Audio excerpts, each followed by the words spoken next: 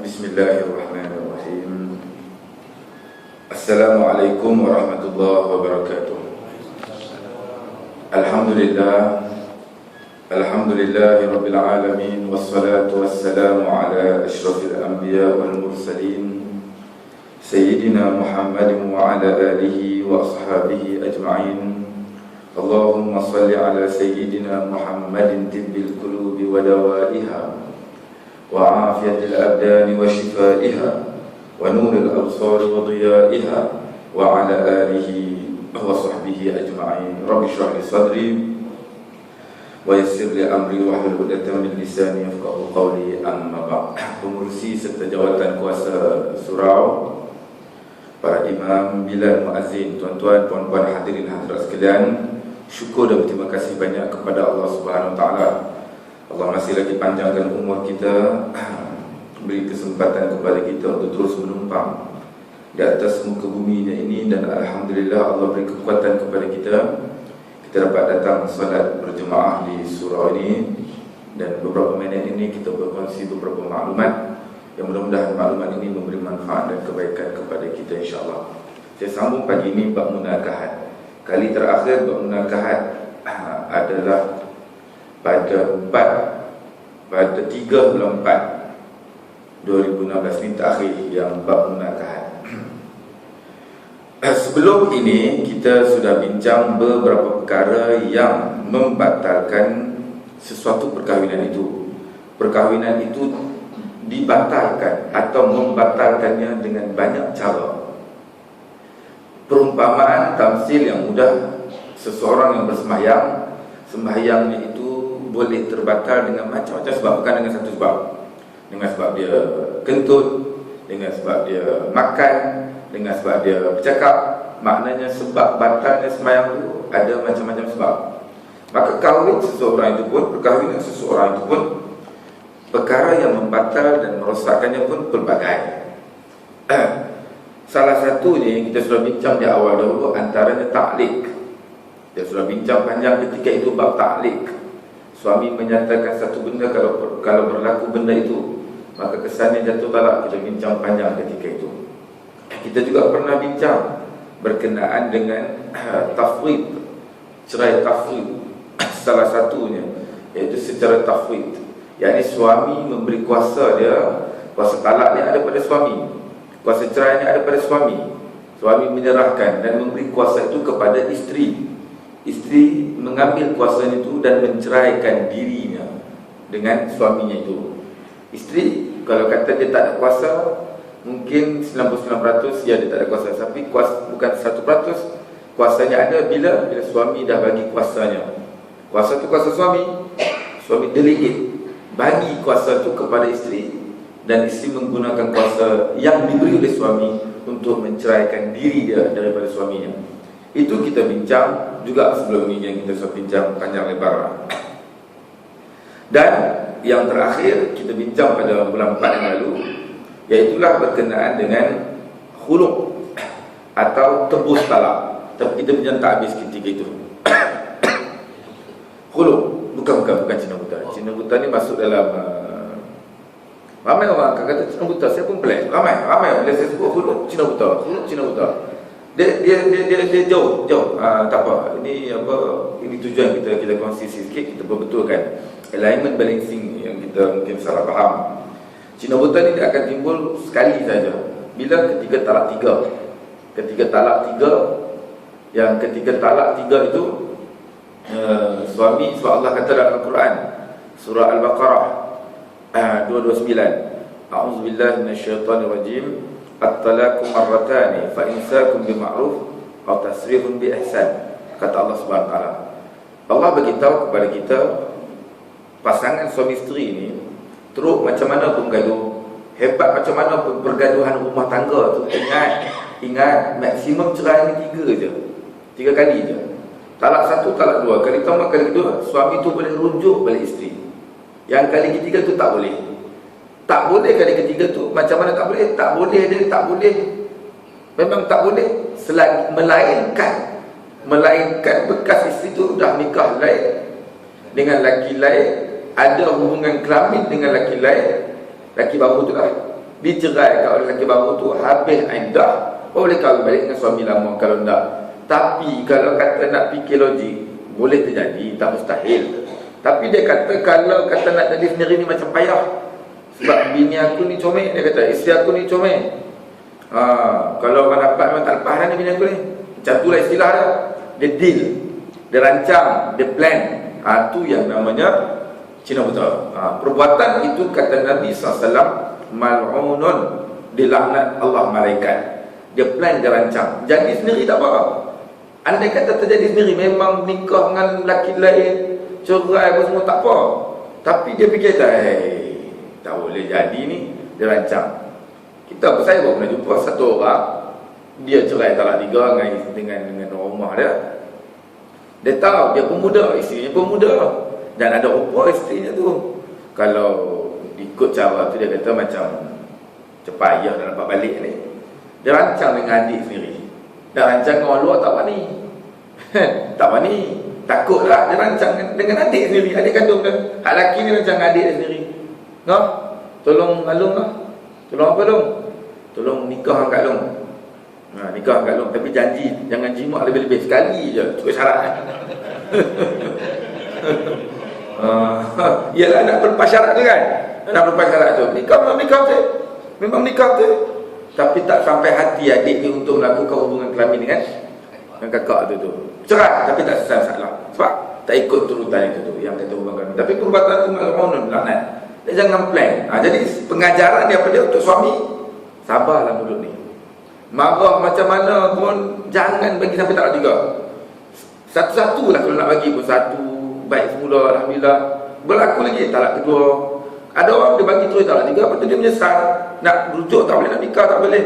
Maka dia terpaksa buat satu benda yang dilaknat itu dengan dia merancang, dia plan, dia deal. Itulah namanya Cina buta. Wallahualam kenapa naik nama Cina buta tu. Khulu' ni yang kita sambung ni okey. Khulu' ni saya ulang sikitlah apa yang kita sudah bincang terakhir tu 3 dan 4. Khulu' ni makna dia tanggal. Cerai ni lepas. Khulu' ni ditanggal. Makna khulu' salah satu bentuk cerai. Orang Melayu kata tebus talak. Orang Melayu kata tebus talak. Istilah Melayu kita kata tebus talak. Dan kita semua sudah lafaz khulu' untuk kepada isteri kita. Semua kita dah lafaz.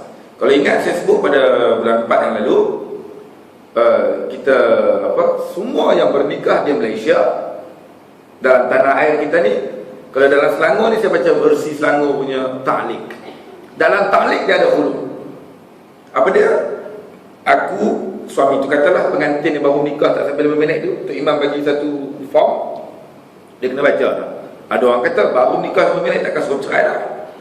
Bukan tak suruh cerai. Kan suami baca, kalau aku tinggalkan isteri aku 4 bulan berturut-turut tanpa beri makan minum, lebih kurang lah ayat dia lah, sebab nikah baru sekali kan. Tanpa beri makan minum, atau wakilku tak beri makan minum, aku tak bagi makan minum, pengantin tu lah. Atau wakil aku, maknanya keluarga dia wakilkan, tak ada juga. Isteriku boleh mengadu ke mahkamah syariah. Dia boleh pergi mengadu, perempuan dia boleh pergi mengadu ni. Dan bayar RM10. Sabit kesalahan itu, sabit yang tinggal tak bagi nafkah tu, isteri bayar RM10. Cerai ta'liq secara khulu'. Dia sebut itu ada khulu' di situ. Ni. Kenapa mesti sebut khulu' dan kenapa mesti bagi RM10 tu? Dulu RM1, sekarang RM10. Ada orang tanya, tak ada GST ke kat situ? Tak tahulah kan, kau RM10 60 sen apa ke, RM10 3 rupang, tak tahu lah kan. Tapi setakat ni tak ada lagi lah GST kat situ kan. Tapi nak kiranya dengan bayar RM10 itu, itulah namanya terus talak tadi ni. Maknanya ada istilah pemberian daripada isteri. Tujuan tu orang tanya pula, kenapa nak kena bagi RM10 tu? Kenapa nak kena bagi RM10 tu? Kok lepas ni dia mesyuarat pula, dia up lagi RM100, mana nak tahu. Dulu RM1, sekarang RM10. Kenapa mesti bagi RM10 tu? Orang tanya balik. Apa hikmah yang tersirat seorang suami yang baru kahwin, dia kena baca ta'liq, dah baca ta'liq tak apa lagi, tapi kena bayar lagi, kena sebut istilah RM10 kat situ tu. Kenapa? Apa reason, justifikasinya? Dia tanya. Belajar tahu jawapannya. Maka dalam hal ini kita sebut secara umum, ta'liq yang suami lafaz. Kita dah bincang dulu pasal ta'liq. Kalau suami kata dia tinggalkan isteri dia, okey betul dia tinggal isteri dia, sabit. Berapa lama? 4 bulan. Memang betul lebih 4 bulan, betul-betul. Yang kedua, memang dia tak bagi nafkah. Memang suami ni dah lah hilangkan diri, pergi duduk tak mana, kat mana pun tak tahu. Memang tak bagi duit langsung, tak bagi nafkah. Cukup 4 bulan dah tinggal lebih dan tak bagi nafkah. Tapi ada suami, dia tinggal 2 tahun, pergi belajar kau semua, tapi tiap bulan dia bank in dekat isteri dia, tu bagi. Tak boleh dah. Katalah memang dia tinggal betul dan tak bagi nafkah, atau wakil dia tak bagi. Ada orang saya pernah jumpa, memang dia pergi belajar, dia sambung belajar, dia kahwin tu pun dalam belajar lagi, first degree. Dia memang tak ada duit nak bagi nafkah sebab dia pun scholarship, dia pun keluarga duk tolong. Tapi keluarga tolong bagi dekat isteri tadi tu. Keluarga lelaki tu kaya tak apa, atau wakil tu, tapi wakil dia bagi. Dia tak boleh minta tak yang dibaca oleh seorang suami pada akad nikah tu, sebab keluarga dia tolong bagi, keluarga lelaki tolong bagi kepada perempuan. Katalah memang betul suami hilang 4 bulan lebih, tak bagi dan tak bagi nafkah. Lepas tu keluarga dia pun tak tolong, keluarga lelaki dia pun tak tolong perempuan tu. Yang keempat, isteri kena mengadu. Berapa ramai perempuan tak mengadu? Memang dia kena tinggal, ramai perempuan kena tinggal. Memang tak dapat nafkah, keluarga dia lelaki pun tak bagi, tapi dia tak mengadu, tak boleh kata apa juga. Maknanya dia redha dengan apa yang dia kena. Jadi bila dia mengadu tu, ketika bila? Banyakkannya bila dia dah dimurat. Bila dia dah dimurat oleh satu orang, tak kisahlah Pak Haji ke Pak Imam kata bila kan, pergi murat dah. Dia kata, ini sebenarnya kalau ikut atas paper ni masih si orang lain. Atas paper, on paper, tu dah jadi kau. Tapi memang dah macam tak ada lelaki. Ada banyak tak dalam masyarakat tentang macam ni. Kalau tuan-tuan bermasyarakat memang banyak. Lelaki entah ke mana, macam tak ada apa-apa, memang dia tangguh seorang dia je, diri dia. Tiba-tiba orang berkenan kat dia. Baru waktu tu dia kalang kabut di mahkamah. Untuk sabitkan apa yang suami dia baca pada akad nikah dulu tu. Okeylah, tak apa. Lepas tu, okey, selesai. Katalah baca je sampai situ je. Katalah majlis agama tetapkan orang baca tu sampai situ je. Suami dia dapat khabar. Sebab saman dibagi kepada, bila pergi mahkamah tu memang kena bagi surat kepada suami. Tak apalah, katalah dia iklan dalam surat khabar sebab dia tak tahu di mana. Suami orang bagi tahu, Mat, bini hang minta taklik ni dekat mahkamah ni, sekian tarikh ni, masuk surat khabar ni. Kan iklan surat khabar banyak, cik tu panggil pergi mahkamah tu, orang baca. Katalah baca, tak apalah, Allah firman. Dia pun pergi, dia tunggu kat luar mahkamah. Orang beritahu, ada dia hantar spy. Betul lah, dah habis kau, bini kau dah jatuh talak kau. Keluar mahkamah, lelaki tu kata, aku rujuk kau balik. Boleh? Boleh, sebab Allah kata dalam Al-Quran, wa bu'ulatuhunna ahaqqu biraddihinna. Bila bercerai talak satu, cerai talak dua, suami ada hak untuk rujuk balik. Nanti kita bincang bab rujuk. Rujuk ni tak perlu isteri setuju pun. Tak syarat isteri setuju. Tu ayat Quran tadi 228 Al-Baqarah. Tak apalah. Tetapi kenapa mesti tambah dengan bayar RM10 tadi tu? Inilah hikmah dia. Bila dia bayar RM10 tadi tu secara khuluk, suami dia keluar daripada mahkamah pun, dia keluar, dia jumpa di mana-mana pun, suami tak boleh rujuk. Hikmahnya supaya suami tak memainkan perkara tu. RM10 tu. Kalau tak ada RM10 tu dia boleh rujuk. Dengan adanya RM10 dia tak boleh rujuk. Tapi kalau kata sama-sama berkenan, lelaki tu pun sayang dan sayang lagi kat perempuan tu, yang perempuan tu pun nak balik kat suaminya, memaafkan, boleh akad nikah semula. Dia complicated sikit je supaya tak main-main oleh lelaki ni. Kau dah buat masalah dulu kan, maka kalau nak balik kena akad nikah baru. Jumpa Tok Qadi, jumpa Pak Tua, jumpa Tok Imam, akad nikah sekali lagi. Akad nikah sekali lagi kena ingat, mas kahwinnya baru. Mas kahwin baru pulang tu kan. Okey, selesai. Itu hikmah kenapa dimasukkan RM10 ke RM1 ke dalam sini masa mula akad nikah dulu tu, yang kena baca dulu. Hikmah dia kalau berlaku supaya suami tak boleh main-main dengan nak rujuk sesuka hati tu. Memang banyak suami tu pun dah cerdik, dia datang belajar juga, dia pun tahu dia boleh rujuk je, sedangkan isteri tu tak setuju. Kalau isteri tu tak setuju, dia ada cara lain pula lah. Okey, maka khuluk di mana tanggal? Khuluk di mana tanggal? Dia tanggal. Kenapa dia tanggal? Diletakkan salah satu bentuk nak membatalkan kahwin ini namanya khuluk, tebus talak. Asasnya khuluk ini iaitulah pembayaran oleh seorang isteri kepada suami dengan sejumlah. Isteri membayar sejumlah, baik duit atau harta yang ada nilai, kepada suami, dan suami menceraikan isteri itu dengan bayaran tersebut. Sebab tu tadi kena bayar RM10. RM10 itu ada nilai, boleh top up, boleh makan, minum, ada nilai RM10 itu, maka bayaran itu boleh dibagi oleh seorang isteri kepada suaminya. Begitu bentuknya. Atau harta yang asasnya kita tengok dalam perbincangan fiqh, harta itu mesti harta yang sebaik-baiknya, yang bagusnya, yang afdalnya adalah milkut tam, yang pemilikan sempurna. Maknanya contohlah isteri itu kata, abang ceraikan saya bang, saya bagi abang kereta sebuah. Nilai kereta bernilai. Dengan kereta apa? Dengan kereta apalah, beza lah yang baru tu. Tak beza mana sangat pun, tapi beza lah. Dia kata tak apa dengan beza. Contoh, suami dia okey, setuju.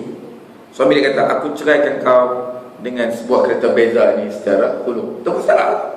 Boleh. Nampak macam main-main tapi boleh. Kesannya dia tak boleh rujuk. Kalau dia tak sebut cerai secara hulur yang bagi beza tadi tu, dia boleh rujuk balik. Hanya tanpa word itu saja menyebabkan suami itu tak boleh rujuk dari isteri itu. Tapi kalau nak balik, dia boleh akad nikah. Tapi nak rujuk suka tidak boleh. Tapi tengok balik, kereta tu macam mana? Tapi kalau kereta tu kereta hutang, beli pun zero down payment, 9 tahun lagi hutang. Perempuan ni buat dajal dengan lelaki dia. Dia pergi hutang dengan bank, zero down payment lah. Boleh zero down payment kan? Haji tak ambil zero down payment kan? Haji cash tu.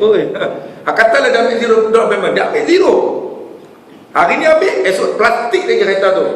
Nah bang, suaminya berceraikan lah dengan cara bayar tadi tu. 3 bulan tak bayar, kereta kena rampas, kena tarik. Yang jadi mangsa kena tipu siapa? Lelaki. Sebab tu kalau harta mesti milik penuh, maknanya memang tak ada hutang di bank. Kalau nak bagi rumah yang tak ada hutang lagi di bank. Kalau nak bagi tanah yang tak ada hutang di bank. Kalau nak bagi kereta memang dia tu, nama dia dah bukan di gelan tu, yang tak ada pada nama bank lagi, pada milik bank lagi. Tapi nak keluar daripada masalah yang banyak ni, maka dengan duit jalan keluar. Duit ni dia nak hutang siapa, dia punya pasal, sebab dia kena tanggung perempuan tu. Kalau duit dia lah. Kalau dia hutang, kau yang kena bayar nanti. Tapi asasnya kalau kata nak jalan selamat adalah dengan duit. Kerana ini yang dibenarkan. Kerana apa? Khulu' ni maknanya tanggal dibayar itu, dia membayar satu jumlah untuk dia menanggalkan diri dia daripada suaminya. Kerana apa? Firman Allah Subhanahu wa taala dalam surah Al-Baqarah 187. Allah Subhanahu wa taala berfirman, "Hunna libasun lakum wa antum libasun lahunna." Firman Allah Subhanahu wa taala dalam surah Al-Baqarah 187. Allah bagi tahu kepada kita, hunna libasun lakum. Tu perempuan tu, isteri tu, libasun lakum, pakaian bagi kita. Perempuan, isteri kita, pakaian bagi kita.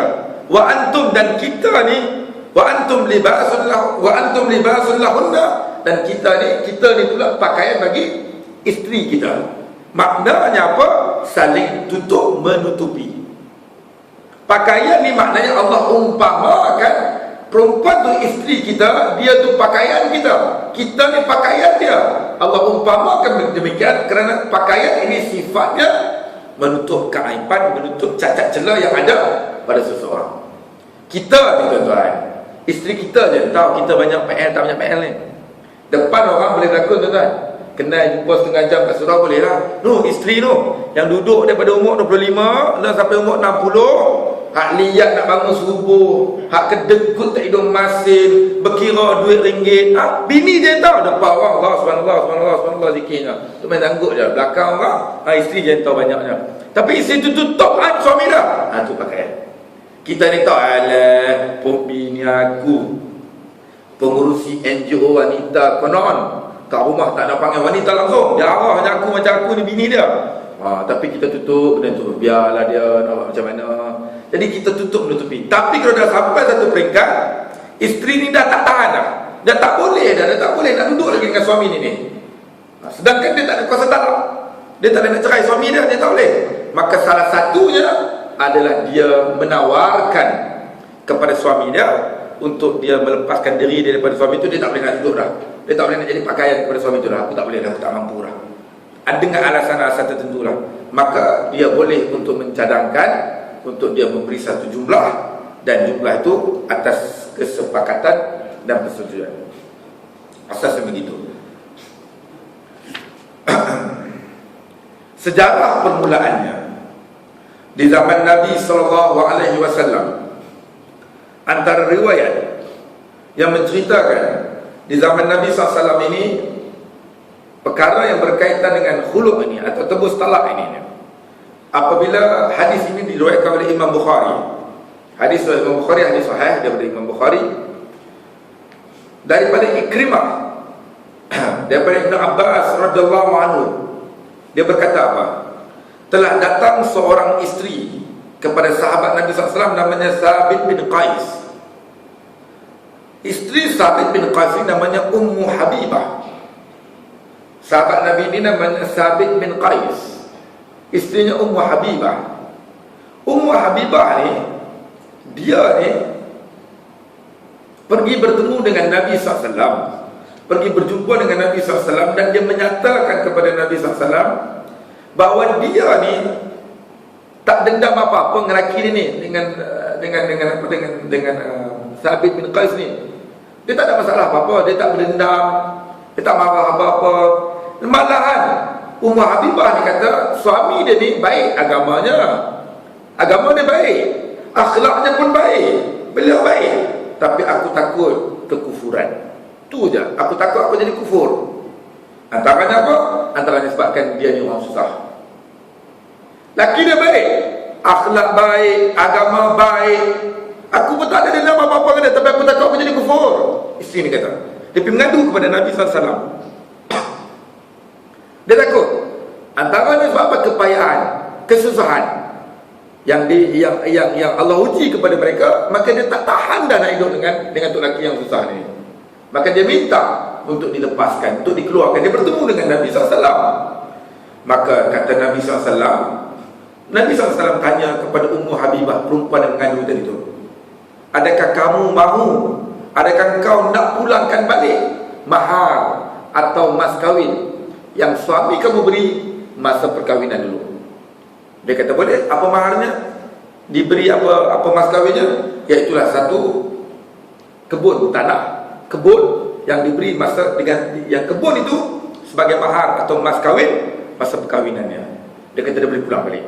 Dan perempuan tu kata, Ummu Habibah kata dia boleh pulang balik kepada lakinya.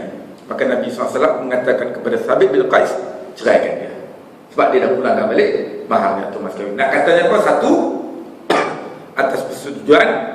Yang kedua, apa jua bentuk yang bernilai boleh diberikan kepada suami itu, dan dalam hal ini indikatornya dipulang balik mahar mas kahwin itu. So hari ini kalau kata orang kata berapa nak tentu jumlah khuluk ni, nak terus talak ni takkan tak ada jumlah. Ya, memang tak ada jumlah. Betul, indikator nak ukur dia macam mana? Mungkin tengok dalam hadis ni antaranya apa maharnya. Mahar mas kahwin dulu adalah selama 300 ya. 300. Dulu RM80 ke satu ketika dahulu, lama-lama dulu. 80 nak rasa apa? 300 nak rasa apa? Ada kata balik. Terpulang. Ni indikator kayu ukur saja, terpulang lah.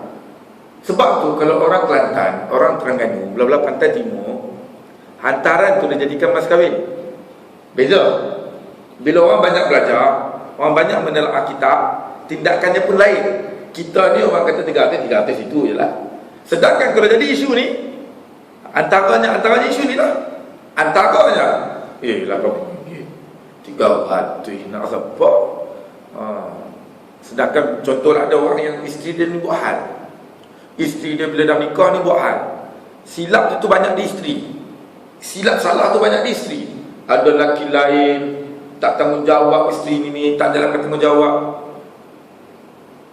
Dia pun tahu, dia kata dia dan isteri ni pun ada agenda, ada juga hidden dia supaya tak dirujuk balik.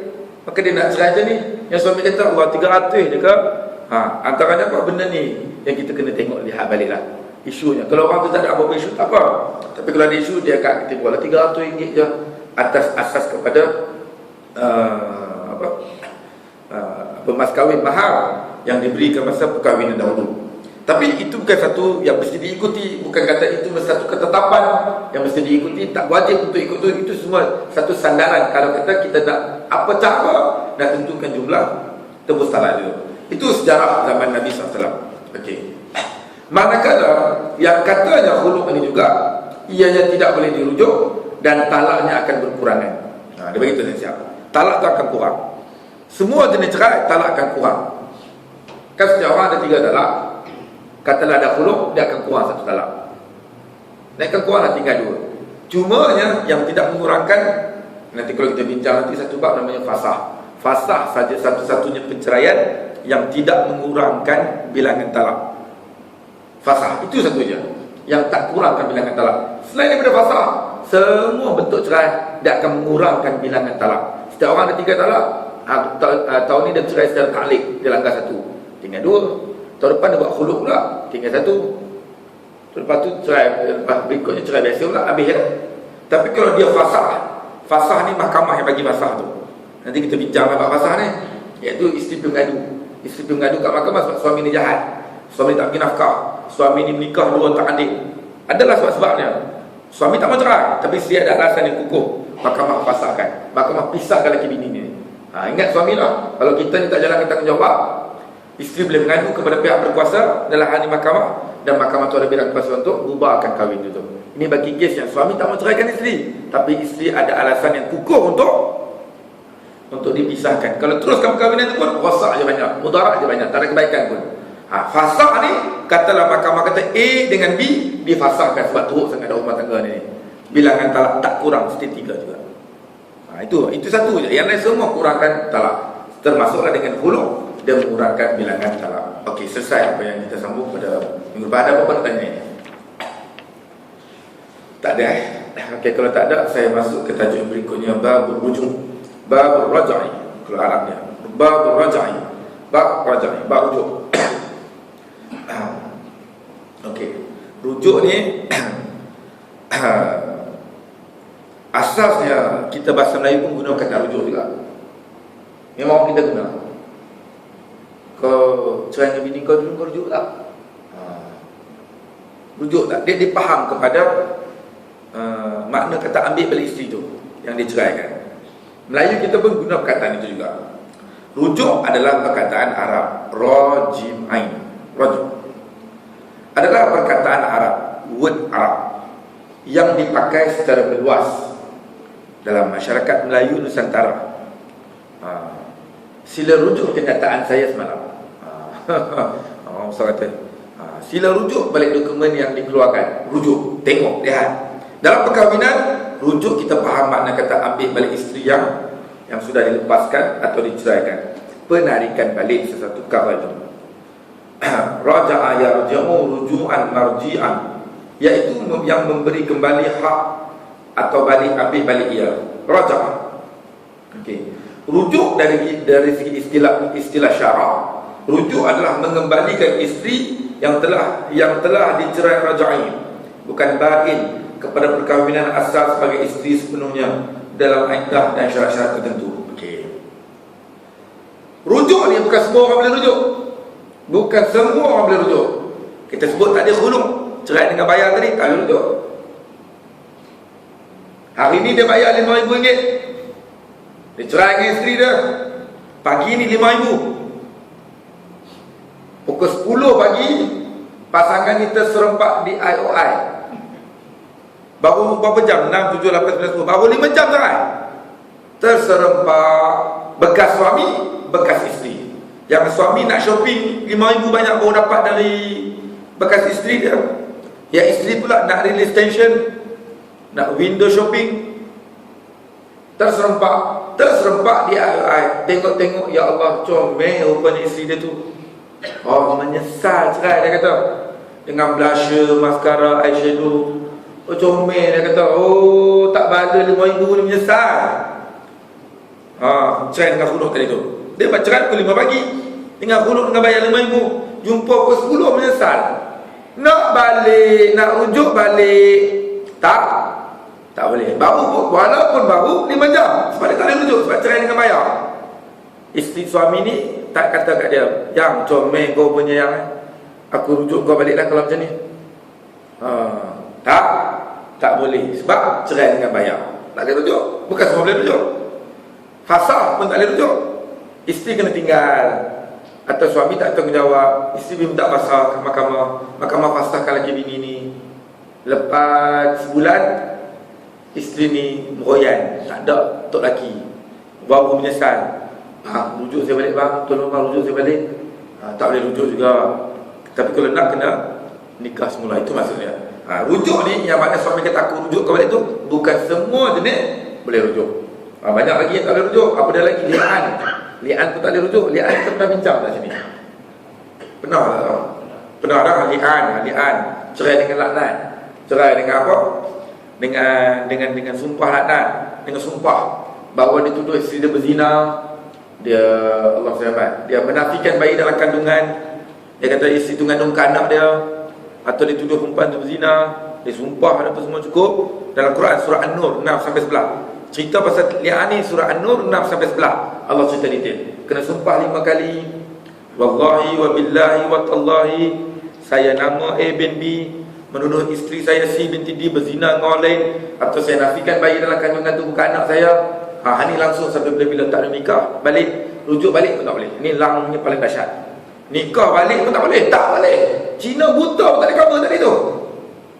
Yang ni dahsyat. Menikah dengan lelaki lain, nikah dengan perempuan lain sampai kiamat tak ada apa-apa daripada orang ni. Ini dahsyat. Talak 3 pun tak boleh rujuk. Kan kita sebut awal tadi tu. Ini antaranya. Maka tak semua yang cerai boleh rujuk. Yang kita bincang ni, maknanya yang boleh rujuk hanya talak 1 dan talak 2. Ataupun taklid yang dilanggar, talak 1 talak 2 juga yang boleh dirujuk balik. Tak semua. Dan rujuknya itu hanya dalam tempoh iddah. Dia ada duration, dia ada tempoh. Bukan memanjang-panjang masa tu boleh rujuk. Tak, ada tempoh dia, ada period dia, ada duration dia, ada masa yang dibenarkan. Maka namanya iddah. Apa makna iddah pula? Apa makna iddah? Satu tempoh. Seorang perempuan itu boleh dikahwin semula. Okey, hebat dah tu, boleh buat kitab tu. Betul je. Senang patut. Cuma iddah ni maknanya dari segi istilah mensucikan rahim. Mensucikan rahim. Iddah ni makna nak sucikan rahim. Nak sucikan rahim. Sebab apa nak sucikan rahim? Sebab dia sudah disetubuhi oleh suaminya. Maka kalau kata tak ada iddah, andai kata hari ni bercerai, esok dia menikah dengan lelaki lain, lepas tu bercerai, tak bahagia, nikah dengan lelaki lain, tak ada iddah. Bulan ni nikah dengan A, tak bahagia, cerai nikah dengan B pula bulan depan. Tak bahagia, cerai nikah dengan C pula. 3 bulan 3 lelaki. Lepas tu mengandung. Sudah, anak mana ni? Dah kali anak ABC je lah anak ni. Dah tak tahu nak buah anak siapa. Tapi bila Islam datang kan cantik. Salah satu buruk kata Allah. Dia ada 3 kali suci iddah dia. Kalau perempuan yang masih normal lah, yang masih datang period. Apa tujuan? Nak sucikan rahim. Nak bagi rahim tu suci. Kalau kata dia dah suci rahim tu, dah lebih 3 kali suci, maka dia nak nikah kan lelaki lain, tafadhal, silakan. Sebab kalau dia dapat anak dengan lelaki baru tu pun confirm tu anak lelaki tu, sebab dia dah sucikan rahim. Contoh cuba buat comparative of religion, banding agama. Contoh pergi tanya kawan-kawan yang Kristian ke, Buddha ke, Hindu ke, ada tak agama kita ni? Pergi tanya. Saya tak bercakap, tapi tuan-tuan pergi tanya. Bila kita bincang, kita tanya, banyak agama kita ni sampai macam tu sekali. Itu kata agama yang sempurna, agama yang memang din di mana way of life, jalan hidup yang tak menyusahkan manusia, nak bagi manusia menjadi mudah semua benda. Ini antaranya cantiknya agama kita, supaya manusia tak kelang kabut. Dah ada way, dah ada jalan dia dah. Maka rujuk ni, iddah ni nak sucikan rahim, tempoh nak sucikan rahim. Satu perempuan saja yang tak payah iddah kalau kena cerai. Semua perempuan kalau kena cerai dia ada iddah. Satu perempuan saja tak ada iddah. Namanya, tak ingat tuan-tuan? Janda berhias. Satu je tak ada iddah. Janda berhias, satu je. Yang lain semua ada iddah. Ini janda berhias. Tadi Cina buta, ni janda berhias. Macam istilah lah orang dulu ni. Ni Haji Sujak ni. Lama-lama. Apa tadi? Janda berhias. Tak semua orang tahu. Tak semua orang tahu. Adik tahu janda berhias apa ni? Tahu? Itu sebab ayah saya ajak bawa main surau. Janda berhias. Siapa dia janda berhias kat Malaysia? Satu je. Tolong sebut. Tengok berita Wan ni pun. Tu bini awak tu. Laki dia nama Zain. Dia nak kat Isyam tak nak bagi Zain. Tapi salah adik. Salah tu. Salah tu. Sebab dia bini awak, isteri awak. Ada nama lain? Haji? Salah juga. Salah juga. Nora dia ni memang janda tapi bukan janda beria. Bukan janda beria. Tu kata tahu tapi salah. Salah, memang salah. Saya tak tahu. Yang terkenal tak ada. Apa makna janda berias? Mana-mana perempuan lah, lelaki duda, perempuan janda. Dia berkahwin. Dia kahwin lah. Sebab tak kahwin takkan jadi janda je. Dia kahwin. Bukan mati. Dia mesti cerai hidup. Cerai lafaz. Mati tak masuk. Cerai dia, kalau mati, Allah kata arba'ata ashhurin wa asyra, indah dia 4 bulan 10 hari. 4 bulan 10 hari ni tak tahulah nak jadi calon ke atau jadi calon ke, whatever lah. Itu cerita lain lah. Kan? Laki mati. Tak ada masuk. Yang ni cerai hidup. Cerai tak sentuh, Ustaz. Baru dia boleh tangkap tu. Saya ingat. Data habis tadi. Baru tambah data. Data internet habis. Dia baru tambah tu. Ke buffering, ke loading. Seangkitan lah tu. Dia nikah. Dia diceraikan oleh suami dia. Cerai hidup lah, bukan cerai mati. Cerai hidup.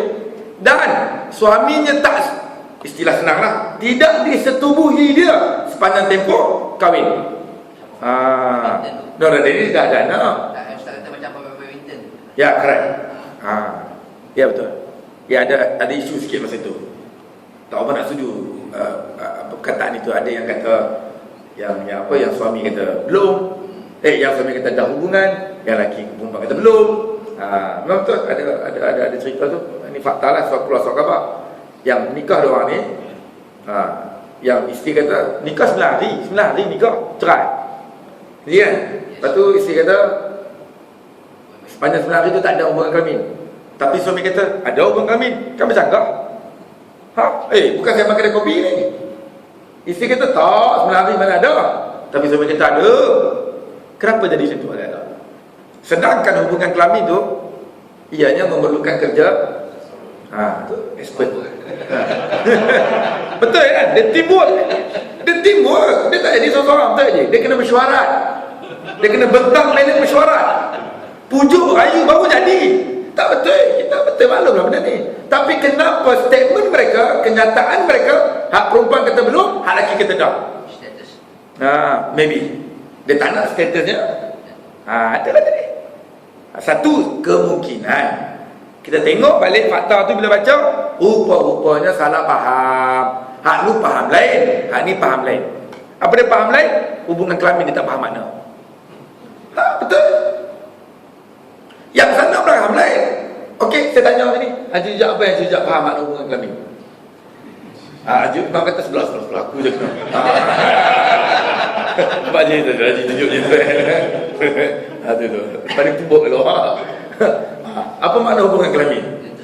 Kulub, termasuk kulub dalam Kulub tu apa? kepala. Ada tadi kepala tu dalam tu maka Kepala masuk. Kepala apa je? Tak, saya translate Haji sebut je. kepala head pada lekar. Okey. Lekar lelaki ke dalam Farash perempuan. Pagi ni semua tak ngantuk no. Okey. Apa maknanya dalam kitab fiqh sunnah Syekh Sabi? Apa makna hubungan kelamin? Tenggelam. Masuk tu kasar ni. Lembut sikit. Tenggelam. Bahasa tu kena tambah dalam surah ni. Filter sikit kan. Tenggelam. Dia terjemah oleh ulama. Syekh Sabi antaranya apa? Dia kata tenggelam. Hasyafah lelaki. Nak sebut kepala tu lain macam bunyi kan. Tenggelam hasyafah lelaki ke dalam farash perempuan tu makna hubungan kelamin. Orang tanya apa hasyafah tu benda? Yalah, sebab istilah dia maknanya kalau orang dah kahwin namanya jima, belum kahwin namanya zina. Benda yang sama je. Cuma yang kahwin jima, belum kahwin zina. Tapi definisi sama. Apa dia?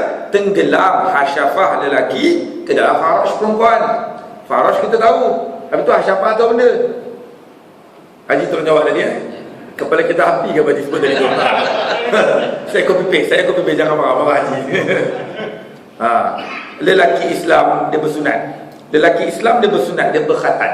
Bila dia berkhatan maknanya ada bahagian daging yang dipotong dan ada bahagian daging yang tidak dipotong. Yang dipotong itulah hasyafah. Atau istilah lain AKA orang kata adik botak. Helmet arai, macam-macam lah. Ini tanya orang muda lah, dia hubung apa tu, tapi dia berlapis. Itu je. Kalau kita kata tenggelam zakar tu keseluruhan, tu memang confirm. Ada orang kata kemaluan tu banyak tempat. Aisyah apa? Spesifik, benda tu je. Tenggelam sikit tu je ke dalam faraj perempuan, memadai, cukup. Pasangan itu sudah dinamakan berlaku hubungan kelamin. Yang tadi tu dia tak faham. Ni faham dah. Ni kena, dia kata bang tak keluar air pun tak syarat keluar air. Syaratnya tenggelam. Bang tak climax lah bang. Tak syarat climax. Syaratnya tenggelam. Kena faham. Bila tenggelam je, dua-dua wajib mandi sebab surah hadas. Sah. Ada orang tak faham, dia kata teh mandi aku semalam. Tak ada apa lagi. Jangan. Dia kena faham. Ada contoh-contoh. Seorang lelaki nikah dengan seorang janda. Kita pun nama janda. Kita bincang mak janda pagi ni. Kau kena kopi janda lah. Seorang lelaki nikah dengan janda. Janda tu ada anak dara. Tonton nikah dengan janda. Janda tu ada anak dara. Anak dara umur 25 dah comel. Lepas akad nikah, ni kat sini semayang sikit lah. Tu baca doa sikit kan. Baca doa, semayang. Pergi belakang nak sarung cincin. Ni Pak Haji ni, bukan budak ni nikah ni. Nikah dengan janda. Lepas masa nak sarung cincin, Pak Haji ni tanya, "You, tepi you ni siapa?" Janda, tepi janda tu. Ni lah anak I. Loh, you tak cakap you ada anak dara? Mana dia cakap you mata kanjang. Nak ambil anak, tak ambil I. Ada janda 10 tahun nak nikah sangat-sangat dah ni. Suami kata, menyesal ambil kau. Dalam pendek, gemuk, rambut kembang lah tu, busuk. Tok Imam tak nak bini ni hudung. Dia cerai ni isteri tu. Dia kata cincin jemput, aku nak nikah dengan anak pula ni. Soalan dia, boleh tak? Soalan dia boleh tak? Tak boleh. Haji tak boleh. Tu hak kepala tadi tak boleh tu. Kalau hak ekor boleh tak? Kecuali Ustaz, saya pandang, kecuali dia belum nikah. Tapi kalau dia dah nikah. Dah nikah tadi, dah akad nikah. Jadi bapa tiri kepada anak. Dia tak boleh. Okey, Haji kata tak boleh. Haji Sujak kata boleh. Nak percaya Bilal ke nak percaya Imam? Haji Sujak kata boleh. Boleh. Allah kata boleh kahwin. Boleh. Baru kahwin 5 minit. Celah mana je berlaku hubungan kelamin? Celah mana berlaku hubungan kelamin tu ya? Takkan lepas hubungan kelamin tadi dah pergi belakang tu jima. Tak buat orang ni, tak pernah buat macam tu kan? Tak pernah orang buat. Kena pula ayah mentua dia berlaku depan ayah mentua baik dia kan. Sabar, padahal bilik aku dah. Okey, senario kedua. Dia nikah dengan janda, anak dara tak ada itu. Anak dara no overseas. Tak sempat balik. Kan? Kapal terbang hilang. Mana kapal terbang hilang? Tak jumpa ni. Delay seminggu anak tu. Ayah dah kahwin seminggu, ngemak dia ni, baru balik. Seminggu kahwin. Agak-agak gila berapa kali jimat lah seminggu agak-agak. 100 seminggu. Memang hebat ni. Kopi janda ni. Telefon tutup lampu dia tu, suruh berhenti dia tu. Okey. Ahad depan pergi ambil anak dia airport. Tengok anak lagi comel. Allah menyesal ambil kau. Kalau aku tahu kau ambil anak tak apa. Waktu tu dia nak ambil anak pula, boleh tak? Tak boleh dah. Salamlah dengan anak tu, waktu tu dah tak batal wuduk. Sampai kiamat dah tak boleh kahwin dengan anak tu. Bila bermula tak boleh kahwin dengan anak tu? Selepas hubungan kelamin yang pertama. Nampak macam main-main tak ni? Nampak macam gurau. Tapi hukum tu berubah. Banyak lagi lah, ini antara contohnya. Tapi nak sebutnya, benda ni kita nampak macam gurau kan? Tapi hubungan kelamin itu merubah hukum yang banyak sekali. Kesannya. Banyak kesan. Antaranya ni lah yang kita sebut tadi tu. So perempuan ni, yang namanya janda beriah je, dia tak boleh dirujuk. Yang lain pada tu, dia boleh dirujuk. Saya berhenti di sini dulu lah. InsyaAllah kita sambung.